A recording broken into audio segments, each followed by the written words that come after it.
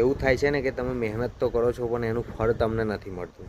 તમે તમારું 100% આપો છો, તમે તમારાથી થાય એટલી મહેનત કરો છો પણ તો બી તમારું નસીબ નથી તમને સાથ આપતું.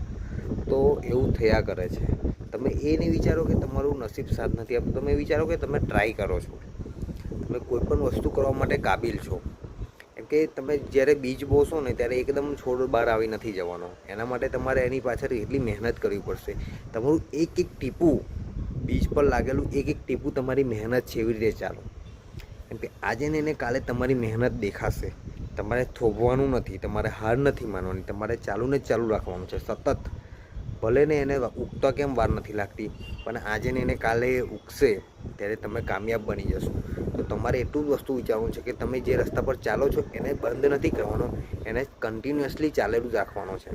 કેમ કે આગળ જતાં જો તમને સફળતા મળી ગઈ તો તમારે પછી કોઈની જરૂર નથી. તમે હાસિલ કરી દેશો તમારે જે જુએ છે તે, અને તમે તમારી મહેનતને કાબિલ બની જશો. અત્યારે તમારું લક સાથ નથી આપતું, તમારું નસીબ ખરાબ છે, તો એ બધું એકવાર રાખીને ચાલો કે ભાઈ આજે ને એને કાલે તમારું લક સાથ આપશે, તમારું નસીબ બી જોડે રહેશે. પણ ક્યારે તમે મહેનત કરતા રહેશો તો મહેનત કરવાનું ચાલુ રાખો, હાર ક્યારેય માનશો નહીં.